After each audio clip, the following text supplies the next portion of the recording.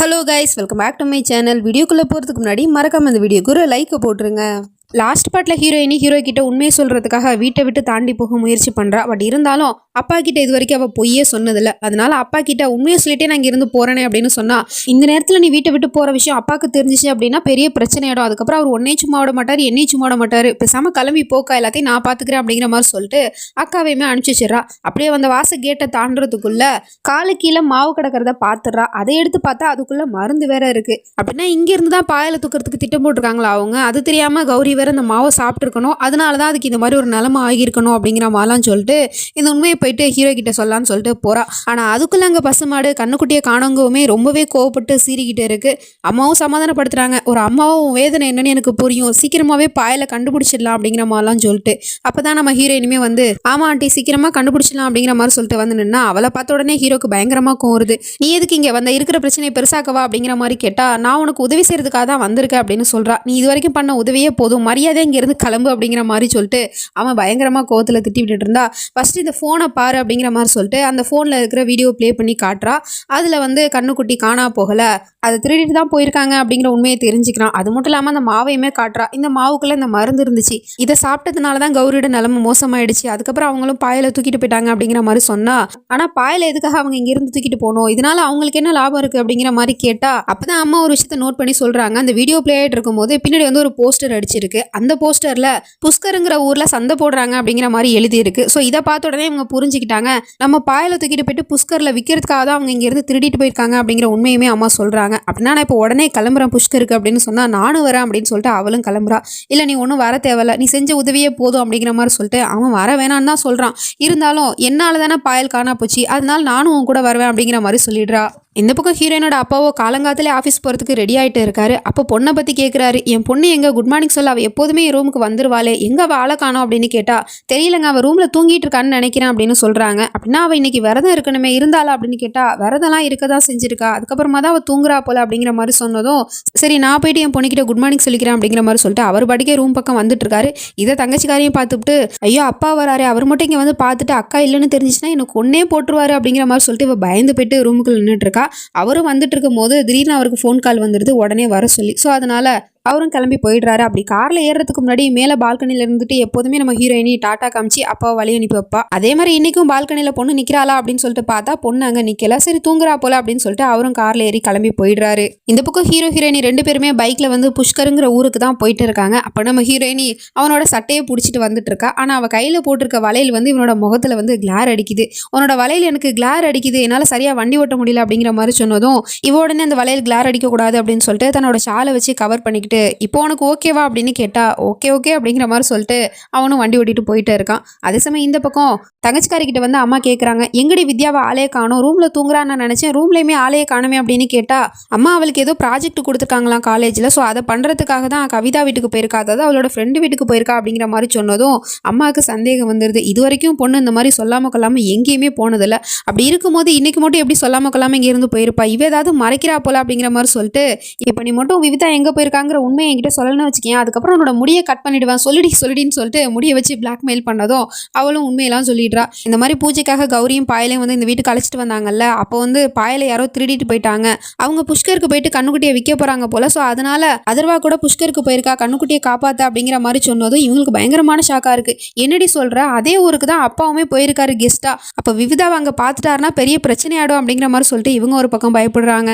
இந்த பக்கம் இவங்க ரெண்டு பேரும் ஒரு வழியாக அந்த புஷ்கருங்கிற ஊருக்குமே வந்துட்டாங்க. பெரிய சந்தை போட்டிருக்காங்க, அந்த சந்தையில் நிறைய மாடுங்கள்லாம் வச்சு விற்பாங்க போல. ஸோ அதனால அங்கே அந்த கண்ணுக்குட்டி இருக்கா அப்படின்னு சொல்லிட்டு தேடிட்டு வந்துட்டு இருக்கும் போது நம்ம ஹீரோயினி விரதம் இருக்கா போல. ஸோ அதனால எதுவும் சாப்பிடாதனால அவளுக்கு மயக்கம் வந்துடுது. அப்படியே கீழே விழ போறா, டக்குன்னு இவன் பிடிச்சிடறான். என்னாச்சு ஏன் மயங்குற அப்படின்னு கேட்டால் நான் எதுவும் சாப்பிடல, நான் இன்னைக்கு விரதம் இருக்கேன், அதனால தான் எனக்கு மயக்கம் வருது போல அப்படிங்கிற மாதிரி சொன்னா, விரதமா இன்னைக்கு என்ன விரதம் அப்படின்னு கேட்டா அப்பா அம்மா தான் சொல்லியிருப்பாங்க போல, இந்த மாதிரி விரதம் ஒரு நாள் இவ இருந்தா அப்படின்னா நல்ல புருஷன் கிடைப்பாரு அப்படின்னு சொல்லிட்டு, ஸோ அதனால தான் விரதம் இருக்கேன் அப்படிங்கிற மாதிரி சொன்னா, இப்படி நீ பட்னி கடந்து விரதம் இருக்கிறதுனால உனக்கு நல்ல புருஷன் கிடைப்பாரா, இதெல்லாம் நம்புற மாதிரியா இருக்கு, அது மட்டும் இல்லாமல் யாருனே தெரியாத ஒரு ஆளுக்காக நீ எதுக்காக விரதம் இருக்கணும் அப்படிங்கிற மாதிரிலாம் கேட்டா அவளோ சொல்லிடுறா, எனக்கு ஒன்று இந்த மாதிரி விரதம் இருக்கணும்னு ஒன்றும் ஆசை கிடையாது, என் அப்பா சொன்னாரு அதனால தான் நான் விரதம் இருக்கேன் அப்படிங்கிற மாதிரி சொல்லிட்டு இருக்கா. இருந்தாலும் இவ்வளோ தூரம் நீ பாயலை தேடி வந்திருக்க, அப்படி இருக்கும்போது விரதத்தை முறிக்கிறதுல ஒன்றும் தப்பு இல்லை, இந்த சாப்பிடு அப்படிங்கிற மாதிரி சொல்லிட்டு சாப்பாடை கொண்டு வந்து கொடுத்தா அதையும் அவள் சாப்பிட மாட்டேங்கிறா. உடனே இவனுக்கு செமையா கோந்துருது. இப்படி நீ பட்னி கடந்து என் கூட பாயலை தேடணும்னு ஒன்றும் அவசியம் கிடையாது அப்படிங்கிற மாதிரி சொல்லிட்டு அவன் கோப்பிட்டு இருக்கான். நான் விரதம் இருக்கிறதுனால உனக்கு என்ன பிரச்சனை அப்படின்னு கேட்டா, இங்க இங்கே பாரு விரதத்தை முடிக்கிற மாதிரி இருந்தால் என் கூட வா, இல்லைனா நீ ஒரு பக்கம் போய் தேடு, நான் ஒரு பக்கம் போய் தேடுறேன் அப்படிங்கிற மாதிரி சொன்னதும் நல்ல விஷயம் தான், நானே போய் என்னோட பாயலை தேடிக்கிறேன் அப்படிங்கிற மாதிரி சொல்லிட்டு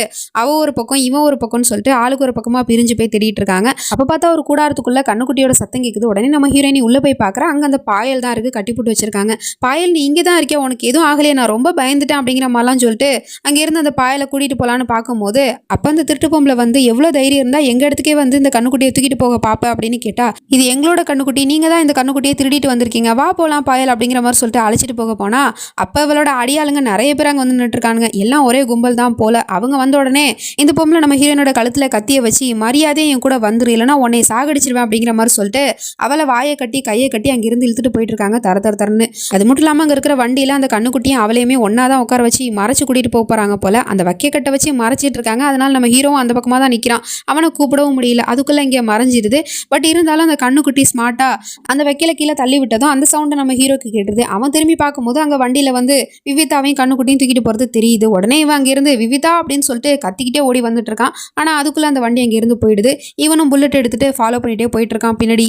இந்த பக்கம் மாட்டை சுஜாதா வந்து சமாதானப்படுத்திட்டு இருக்காங்க. ஒரு அம்மாவும் உன்னோட நிலைமை என்னன்னு எனக்கு புரியுது, கண்டிப்பாக பாயலை திருப்பி அருணும் விவிதாவும் கூட்டிகிட்டு வந்துடுவாங்க அப்படிங்கிற மாதிரி சொன்னால் அப்போ ஒரு குரல் கேட்குது, உனக்கு என்னோட வேதனை என்னங்கிறது தெரியாதுல்ல சுஜாதா அப்படிங்கிற மாதிரி சொல்லிட்டு, அட உமா நீயாவா, என்ன விஷயம் அப்படின்னு கேட்டால், என் பொண்ணு எங்க, என் பொண்ணு எப்படி நீ எந்த தைரியத்தில் உன் பையன் கூட என் பொண்ணை புஷ்கருக்கு அனுப்பிச்சி வச்சிருப்பேன் அப்படின்னு கேட்டால், நான் ஒன்றும் அவளை அனுப்பி வைக்கல, அதே மாதிரி அதர்வாவும் அவளை வரவே நான் தான் சொன்னான், இருந்தாலும் அவள் தான் கிளம்பி பாயலை காப்பாற்றுறதுக்கு போறேன்னு போனா அப்படிங்கிற மாதிரி சொன்னா. அவள் போறேன்னு சொன்னா நீ அவளை தடுத்திருக்க வேண்டியதானே, இல்லைனா என்கிட்ட நீ சொல்லியிருக்கலாம்னு இந்த விஷயத்தை பற்றி நான் உடனே வந்து அவளை தடுத்திருப்பேன்ல, அதை விட்டுட்டு நீ அவளை உன் பையன் கூட அனுப்பிச்சு வச்சிருக்க, அதே ஊருக்கு தான் என்னோட புருஷனும் போயிருக்காரு, அங்கே வச்சு விவிதாவை பார்த்துட்டாரு அப்படின்னா பெரிய பிரச்சனை ஆகிடும். ஏன்னா இது வரைக்கும் என்னோட பொண்ணு எங்ககிட்ட போய் சொன்னதே கிடையாது, இன்னைக்கு ஒன்னாலையும் பையனாலையும் அவள் எங்ககிட்ட போய் சொல்லிட்டு இங்கேருந்து கிளம்பி போயிருக்கா அப்படிங்கிற மாதிரிலாம் சொன்னதும் இரு நான் அதர்வாக்கு கால் பண்ணுறேன் அப்படின்னு சொல்லிட்டு இவங்க ஒரு பக்கம் ஃபோன் பண்ணிகிட்டே இருக்காங்க. ஆனால் அவன் எடுக்கலை போல. அதுக்கப்புறம் அவங்களும் வந்து பொண்ணுக்கு ஃபோன் பண்ணிகிட்டே இருக்காங்க, பொண்ணும் எடுக்க மாட்டேங்கிறா. ரொம்ப பயமாக இருக்குது இவங்களுக்கு. ஏதாவது என் பொண்ணுக்கு ஆச்சுன்னா நான் என்ன பண்ணுவேன் அப்படிங்கிற மாதிரி சொல்லிட்டு பயந்தா, உன் பொண்ணுக்கு எதுவும் ஆகாது, ஒருவேளை உன் பொண்ணுக்கு ஏதாவது ஒரு ஆபத்து வந்துச்சு அப்படின்னா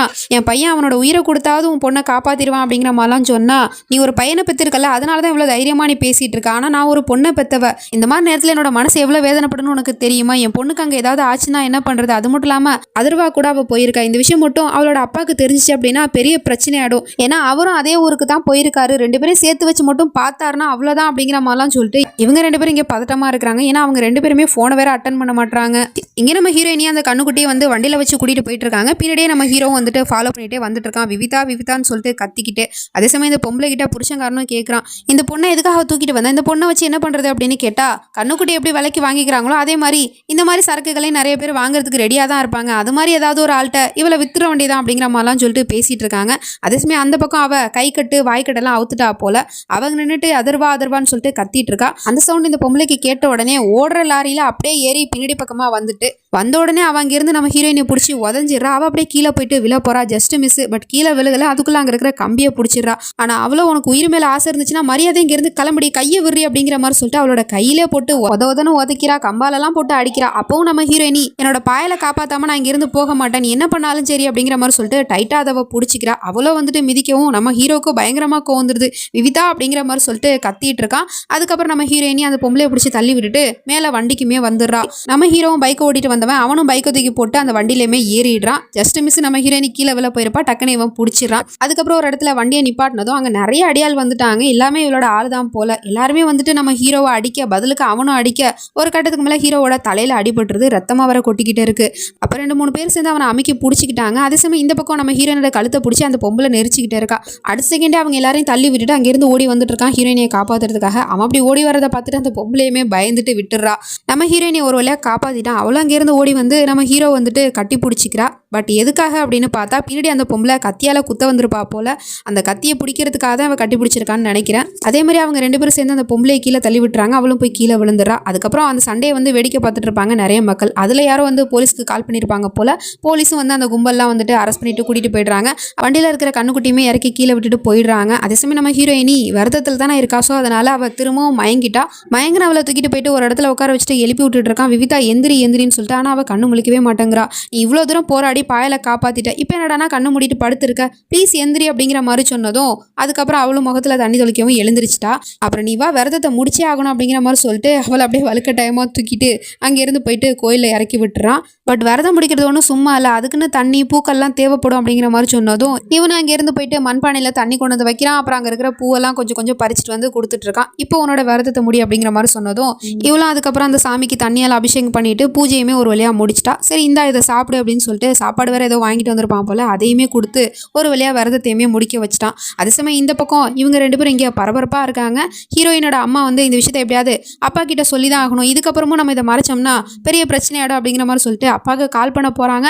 அதுக்குள்ள நம்ம ஹீரோ வந்து கால் பண்ணிடுறான். உடனே இவங்க என்னாச்சுப்பா நீ நல்லா தானே இருக்க, விவிதா உன் கூடயா இருக்கா அப்படின்னு கேட்டா ஆமா என் கூட தான் இருக்கா, என்ன பிரச்சனை அப்படின்னு கேட்டா டக்குன்னு அவங்க போனை பிடுங்கி பேசுறாங்க. இங்க பாருப்பா அதே ஊருக்கு தான் இப்போ என்னோட புருஷனுமே அங்கே வந்திருக்காரு, அங்கே வச்சு உன்னையும் அவளையும் சேர்த்து வச்சு என்னோட புருஷன் பார்த்துட்டாரு அப்படின்னா பெரிய பிரச்சனையாயிடும், அவர் பார்க்கறதுக்குள்ள நீ எப்படியாவது விவிதாவை வீட்டுக்கு கூட்டிட்டு வந்துரு அப்படிங்கிற மாதிரி சொல்லிட்டு ஃபோனை கட் பண்ணிடுறாங்க. உடனே இவனும் வந்துட்டு அப்பா வந்துட்டாரு அப்படிங்கிற மாதிரி சொன்னதும் ஆமா அவர் இங்கே தான் இருக்காரு அப்படின்னு சொல்லிட்டு அவளும் அந்த பக்கமாக பார்த்தபடி சொல்லிட்டு இருக்கா. அப்பாவுமே அதே ஊருக்கு தான் வந்துட்டு இருக்காரு, மாலை போட்டுலாம் வரவேற்றுட்டு இருக்காங்க. ஸோ இதை பார்த்துட்டு இவ உடனே அப்பா கிட்ட போயிட்டு எல்லா உண்மையும் சொல்லிடலாம் அப்படின்னு சொல்லிட்டு போக போனா இல்லை இப்போ வேணா நீ வீட்டுக்கு போனதுக்கப்புறம் அவர்கிட்ட உண்மையை சொல்லிடு, இப்போ போய் நீ சொன்ன அப்படின்னா 4-5 பேர் பக்கத்தில் இருக்கிறாங்க அவங்களுக்கும் இந்த விஷயம் தெரிஞ்சுவிடும், அதுக்கப்புறம் அப்பா உன் மேலே கோவப்படுவார், வா இங்கிருந்து போகலாம் அப்படிங்கிற மாதிரி சொல்லிட்டு அழைச்சிட்டு போயிடுறான். அப்புறம் பைக்கெல்லாம் ஒரு இடத்துல விட்டான்ல அதெல்லாம் தேடி கண்டுபிடிக்கிறதுக்கு நைட் ஆயிடுச்சு போல. அதுக்கப்புறம் அந்த கண்ணுக்குட்டியுமே ஒரு வண்டியில் ஏற்றி ஊருக்கு அனுப்பிச்சிடுறான். அதுக்கப்புறம் இவங்க 2 பேருமே பைக்கில் ஏறி போக போகிறாங்க. அப்போ வேணடானா ஏதோ காதல் ஜோடி மாதிரி முகத்தெல்லாம் மறைச்சிக்கிட்டு இங்கேருந்து போகிறதுக்கு ட்ரை பண்ணிட்டு இருக்கா. அவனும் சொல்கிறான் நீ இப்படி முகத்தை மறைச்சி வர்ற அளவுக்கு நீ எந்த ஒரு தப்பும் பண்ணலை அப்படிங்கிற மாதிரி சொன்னதும் அவளும் முகத்தில் இருக்கிற அந்த ஷாலை கீழே போட்டு அவங்க கூட ஏறி பைக்கில் போனதும் ஒரு வழியாக வீட்டுக்குமே வந்துட்டாங்க. ஃபர்ஸ்ட் அப்பா வர்றதுக்கு முன்னாடியே கொண்டு வந்து இவன் விட்டுட்டான். அவளும் குடுகுடுன்னு வீட்டுக்கு ஓடி போயிருந்தானா பிரச்சனையே வந்திருக்காது. ஆனால் அவள் ஸ்லோ மோஷனில் போகிறங்கிற பேரில் மெதுவாக போயிட்டு இருக்கா.